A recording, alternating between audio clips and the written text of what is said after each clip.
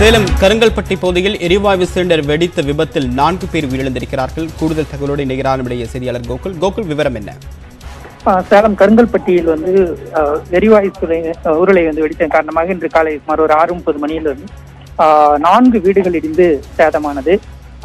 அதாவது ஒரு 3 வீடுகள் இருக்கக்கூடிய ஒரு கட்டிடமும் அதன் அருகில் இருந்த ஒரு வீடும் என மொத்தம் 4 வீடுகள் சரிந்திருக்கிறது. இதில் வாடகைக்கு குடியிருந்த கோபி என்பவரினுடைய வீட்டில் தான் இந்த தீ விபத்து ஏற்பட்டதாக கூறப்படுகிறது. அதாவது அவர்கள் 5 சிலிண்டர்கள் அவர்கள் பயன்படுத்தி வந்ததாக கூறப்படுகிறது. அந்த சிலிண்டரில் ஏதோ தவறுதலாக கோபியினுடைய அம்மா ராஜலட்சுமி அவர்கள் வழக்கம் போல் இன்று அடுப்பு பற்ற வைப்பதற்காக பற்ற வைக்கும் பொழுது இந்த விபத்து ஏற்பட்டதாக தெரிகிறது. இதில் ராஜலட்சுமி மருத்துவமனை கொண்டு செல்லும் வழியிலேயே உயிரிழந்து விட்டார். அவருடைய மகன் கோபி 90% தீக்காயங்களுடன் தற்பொழுது மருத்துவமனையில் அனுமதிக்கப்பட்டு சிகிச்சை அளிக்கப்பட்டு வருகிறது.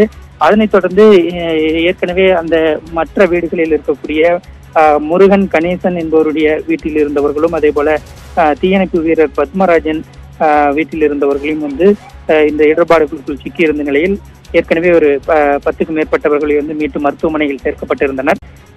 சற்று முன்பாக தீயணைப்பு வீரர் பத்மநாபன், அவருடைய மனைவி தேவி ஆகிய இருவரும் சடலமாக மீட்கப்பட்ட நிலையில் மீண்டும் கார்த்திக் ராம் என்ற ஒரு 18 வயது சிறுவனும் தற்பொழுது சடலமாக மீட்கப்பட்டிருக்கிறார். இன்று காலை முதலே இந்த இடர்பாடுகளுக்குள் 4 பேர் இருப்பதாகத்தான் தகவல்கள் வெளியாகி இருந்தது. அதன்படி அதில் பூஜாசிரி என்ற 10 வயது சிறுமி உயிருடன் சிறு காயங்களுடன் மீட்கப்பட்ட நிலையில் மற்ற 3 பேரும் சடலமாக மீட்கப்பட்டிருக்கிறார். ஏற்கனவே காலையில் ஒருவர் உயிரிழந்திருக்கிறார். இந்த நிலையில் தற்போது திடீர் திருப்பமாக இந்த இடர்பாடுக்குள் மேலும் ஒரு பெண் தற்பொழுது சிக்கியிருப்பதாக தகவல்கள் வெளியாகி இருக்கிறது.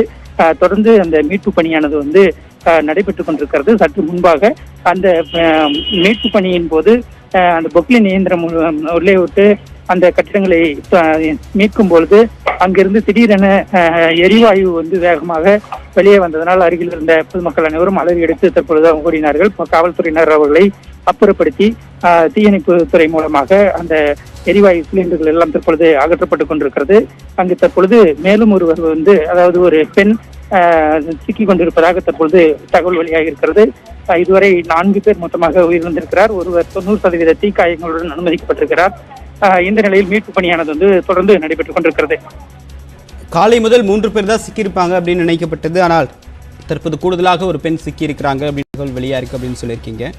இப்ப அங்க காணாமல் போனவர்கள் யார் அப்படின்ற பட்டியல் எடுக்கப்பட்டிருக்கா? இது வழக்கமாக செய்யக்கூடிய நடைமுறை.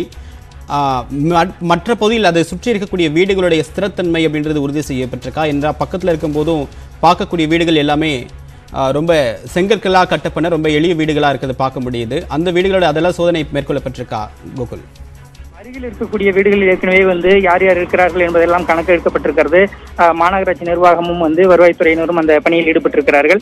அதே போல அருகில் இருக்கக்கூடிய வீடுகளிலும் தற்பொழுது இந்த மீட்பு பணியின் போது ஏதேனும் பக்கத்தில் இருக்கக்கூடிய சில வீடுகள் எல்லாம் ஏற்கனவே பழுதடைந்திருக்கக்கூடிய நிலையில் இந்த மீட்பு பணியின் போது ஏதேனும் வீடுகள் சரிந்து விழ வாய்ப்பு இருக்கலாம் என்பதற்காக அருகில் இருக்கும் சில வீடுகளில் இருப்பவர்களையும் அனைவரையும் பாதுகாப்பாக வேறு இடத்திற்கு அனுப்பி வைத்திருக்கிறார்கள். தற்பொழுது அந்த இடிந்த 4 வீடுகளை ஒட்டி இருக்கக்கூடிய சில வீடுகளில் தற்பொழுது யாரும் அங்கே உள்ளே இல்லாமல் அவர்களை வெளியேற்றிருக்கிறார்கள்.